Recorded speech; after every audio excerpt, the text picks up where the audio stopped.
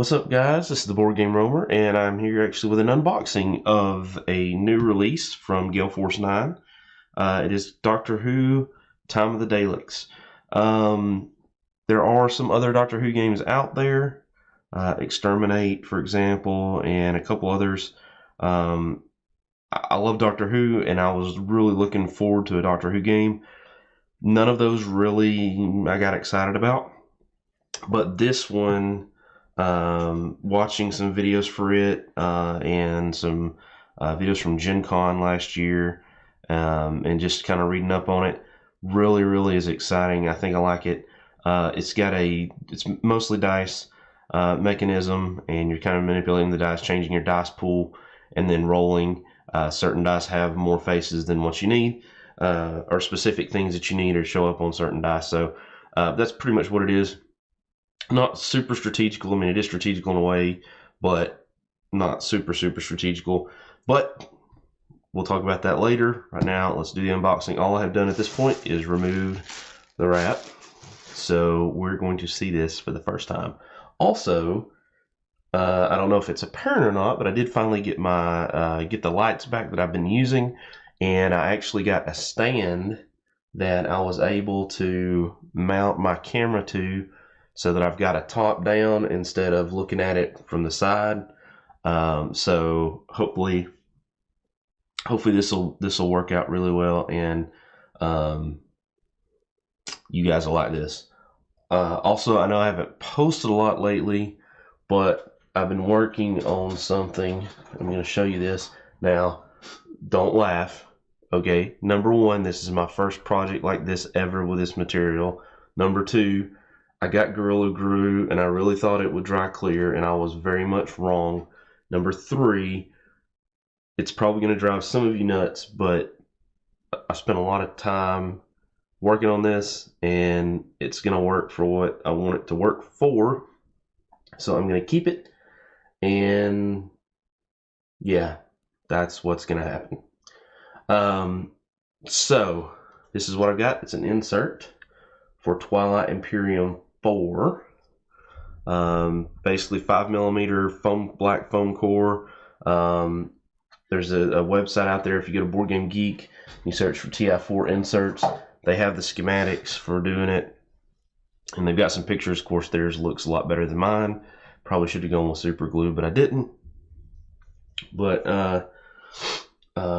yeah, it's going to be real nice, and I'm learning a lot. I probably should have picked something much smaller and easier for my first time around, and now I also appreciate wooden inserts considerably more. I did the wooden insert for my Mage Knight from Daleks, and it's awesome, and it's amazing, and it was not hard to put together at all.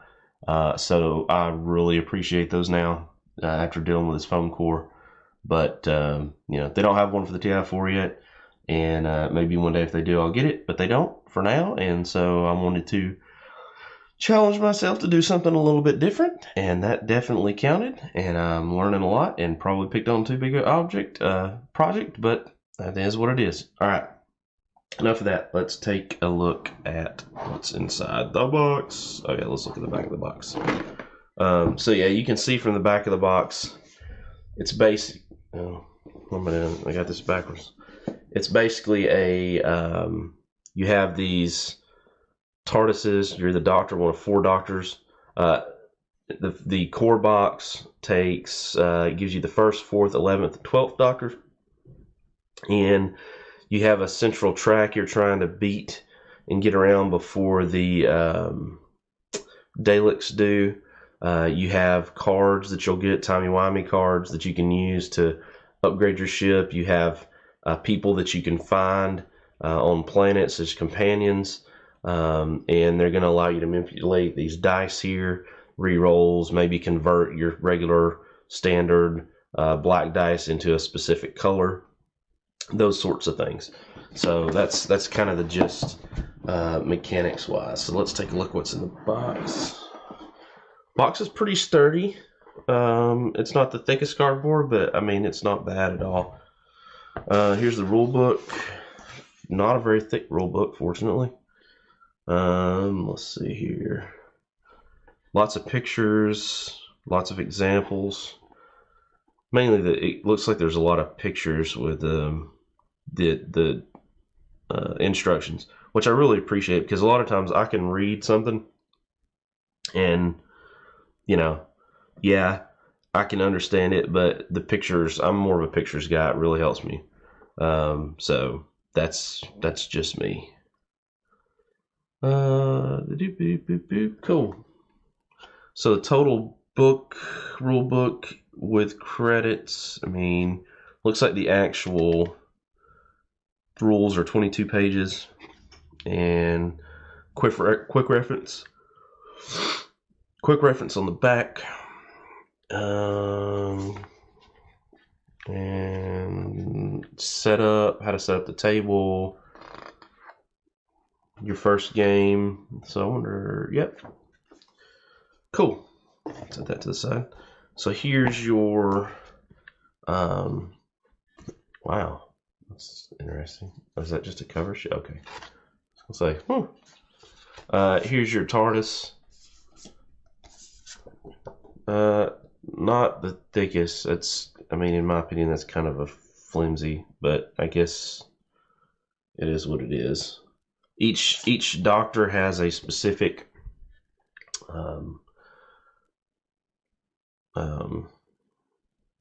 TARDIS sheet. It looks like, let's see, it's already representing gain 2. So the sonic screwdriver is the same for everybody, but everybody just has their own sheet with a picture of their particular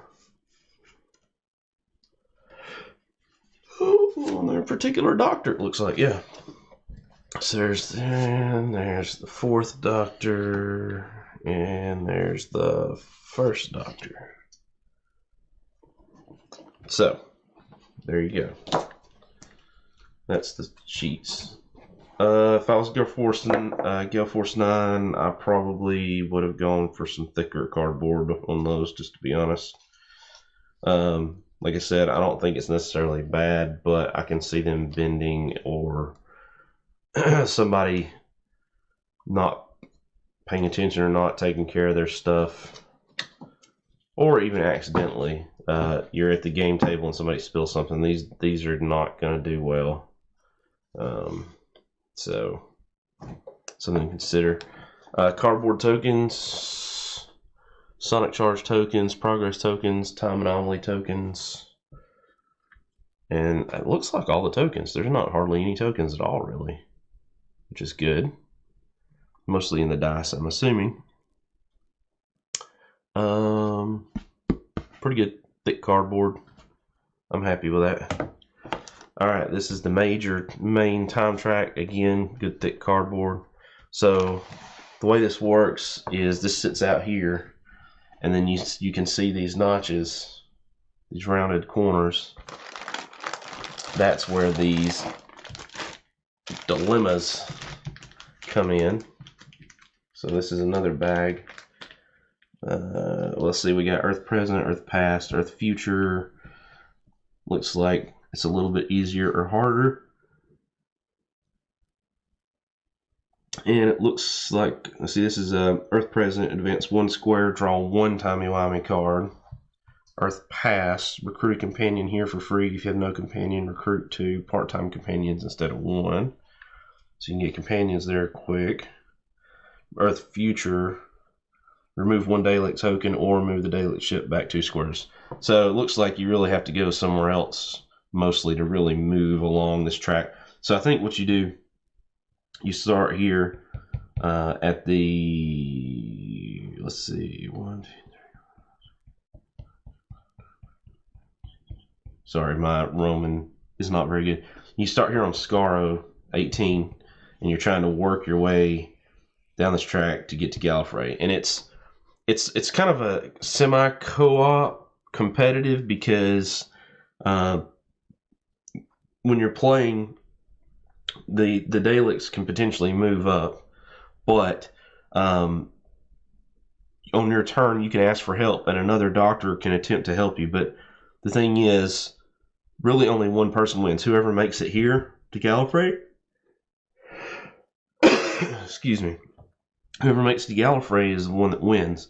But, you know, another doctor can help you. So it's kind of like if somebody helps you, then they kind of get to move up too. So there may be some level of co-op there, but at the same time, you know, I'm not going to help you if it's going to potentially win you the game if I'm real close to the end. So yeah, but that's okay. It's at least it's still something you can play. I believe it's 2 to 4 players. Is what the rules say. I'm sure that somebody will come up with a co-op variant. So here's the locations. And again, I'm not going extensively in the rules, so I'm going to be looking at that soon. But basically, you have these locations, and they're kind of like the same thing as here, in that they have these dilemma points that you put out when you draw a location. Sometimes you can only draw one. You have to take what you get. Sometimes you get a choice. But you have these 2 sides. And for instance, this says Gallifrey Pass.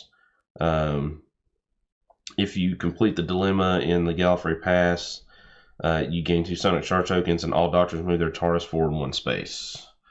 Reward: move your TARDIS forward 1 space. Move the Dalek ship back 1 space. Draw a timey-wimey card. It's on Scaro. So there's different ones, and they all have different amounts of.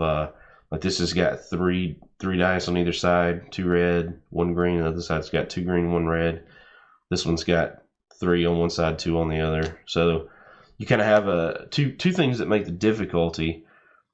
The first thing is this location card, right, has some number of symbols. So you kind of know that going in. But what you do initially is you take these dilemmas and you just put them down like this. Here or at a location card, and you don't know what's there until you decide to land there, and then once you do, then you flip it. It's like this, for instance, added 2, right? So then now I've got 5 dice. That one adds 2, that one adds 2, but you can see those are completely different dice. But now this is a green and 2 blues, and that's a green, a blue, and 2 reds over here. And then 2 greens, 2 reds, and a blue. Let's see if I can find something that's got like, I don't think they all necessarily have 3. Yeah, so like here's a dilemma card that's got 3. So, you know, you could get lucky and maybe the 3 goes over here. So there's only 4. Or you could get unlucky and the 3 ends up showing up, say, over here. Now you've got 6. All right, so that is something to consider. But that's how that works. So there's, you got your little dials again. I feel like I'm happy with the thickness. Thickness of those. Those are pretty decent. So let's set this over here. Let's see what we have next. Okay. So here's all the dice.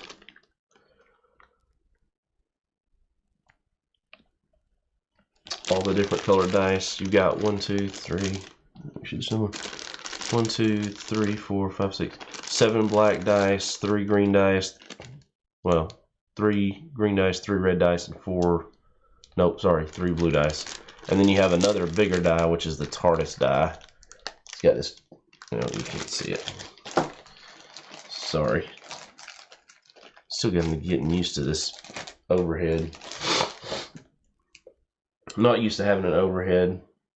I'm used to having the GoPros. What I started out with, I borrowed the GoPro from a buddy, and so it's very. I didn't like the fisheye type lens, but hopefully this will work better. But there's the dice. So you can see you have all these different dice, and then you have this one dice that's a little bit bigger. It's a TARDIS. So when you want to move, you have to roll that. And potentially you can go where you want to go, or you may have to go somewhere else. A little bit of a variability there. Give you more options or less options. So that's that. So we got dice. Put these over here, I guess. Put that right here, kind of where you can see those. Whoop. Don't you see everything if I can. There's that. And we'll set this box to the side for now. Alright, so then here's our pieces. So the way this works too is you've got here. Everybody has a TARDIS that represents them. So there's a little, I guess you would call that, what's the plural of TARDIS? TARDI? I don't know. But you got a TARDIS, and that TARDIS is what's going to sit over here on this track, and you're going to start here, and you're going to attempt to move it around the track. Each TARDIS has a colored base, the 4 colors. Originally, if I remember correctly, the first core box was supposed to have 6 Doctors. Gale Force 9 opted to reduce that to 4. I forget what reasons they cited. Personally, I'm gonna cite we wanted to make more money so we could have more expansions. But that's just me personally. So there's the TARDIS, 4 different colors, and then of course you have each of your individual Doctors right there, and you can put the bases on those. So I generally don't really care. The colors don't, I don't really care what color I am. I just want to be a color. So I'm going to go ahead and just snap these on while I've got this out. And snap. And there we go. Now there's all the bases. They're going on pretty easy. Minis, I'll show them to you here in a second. Not super detailed quality, but I think there's certainly enough there that you could do a decent paint job on it. I really kind of looking at them, I'm kind of thinking that you could just do a wash on them and it actually make them look really a lot better. It's amazing what a wash can. Come on, get on there. There we go. It's amazing what a wash can do on plastic. It really is. Got a buddy doing my Massive Darkness stuff, and when he first started, he was messing around with washes to kind of decide, and he did some, just straight up washed them, and they were looked way better. Oops, sorry. Let's see. Why do I keep turning these the wrong way? So there's there's an example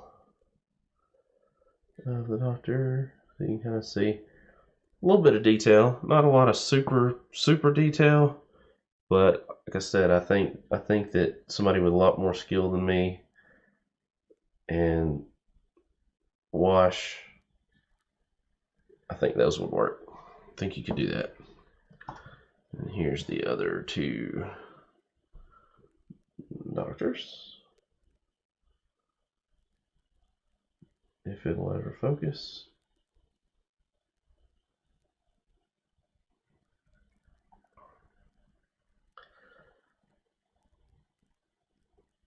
It's not going to focus, is it?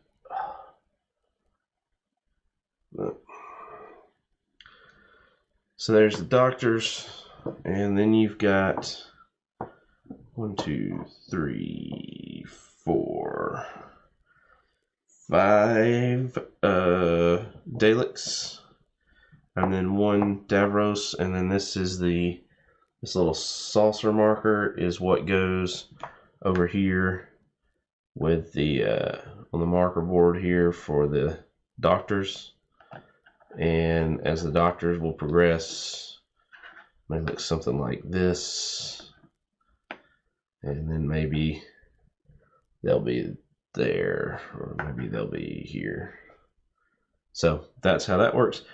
There are certain points, again, having not looked details of the rules, but certain points that these Daleks will be placed. Oh, come on. I hate when you do that for like 2 seconds.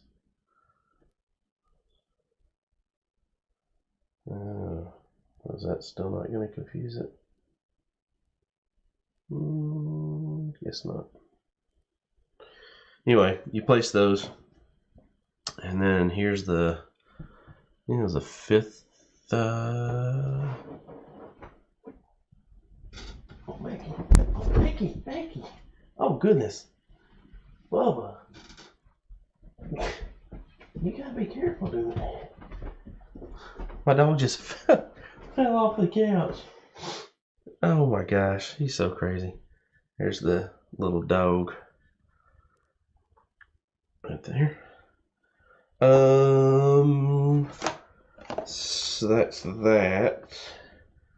Then we've got, here we go. Then we got our cards. These are time anomalies.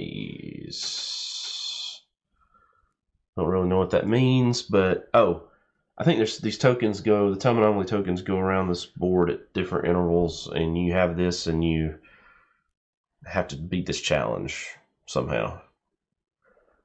It has an effect like this one. First one says each doctor discards one equipment card. All locations are time locked unless there are time anomalies, and that affects what kind of dice and the number of dice that you can have. And then there's a reward, and then this is how the Daleks can also kind of get keep moving further on the track. It looks like. Then you have these timey-wimey cards. This is your equipment. So this is going to be like there's I won't show you all of them. I want you to figure them out for yourself. But there's, for instance, the Fez. It gives you, looks like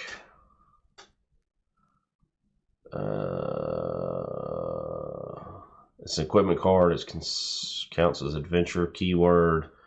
+1 black die. Discard if River Song is one of your companions. You don't get to keep it.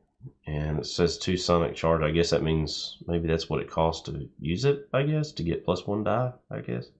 Something like that. I do know that the sonic charge tokens are ways that you get those at the beginning of your turn, and then you can use those to spend to add dice or activate certain effects in different ways, either through equipment or you can maybe, I think you can spend them to re-roll.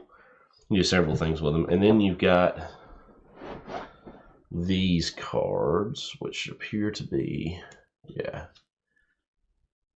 what is that? Oh, are these, story dice. Those are reference cards. Yep, one for each. Sure enough. So let's see here. So you got, here's some different Eater's TARDIS, Nissa, River Song, +1 red die, +1 green die while with the 8th or 12th Doctor, +1 blue die with the 10th or 11th, and it looks like she can, I don't know, she gets +1 red die, and it looks like maybe she can convert a blue die to a tactical symbol, maybe, of a red die, if I'm reading that right. I don't know. We'll see. There's lots of different people. And of course you have your actual doctors that you'll get. And it looks, and okay, this is the other thing I was going to show you. There's the 12th Doctors. So each one of the doctors has a different ability, right? So for instance, this doctor says he's linked with Claire. During your prepare step, you can discard a sonic charge token to draw a timey-wimey card. But if you look at the first doctor, for example, instead of re-rolling the TARDIS, dice, you may draw a location tile and move to it if you do draw a timey-wimey card. So they all have different abilities. And then, of course, there are some companions that are linked to, and there's some companions that are linked to other companions. So, cool. Alright, that's that. And then here's the rules. Let's see. Oh. Setup. Okay, now mark rules. K9 is an expansion of the core game. Players can decide if they want to include it. Okay, so this is optional. Adventure. During your adventure, K9 allows you to reroll any one die. And basically, if you play with him, he gets passed around every turn, so you can't monopolize him. Whoever goes last gets him.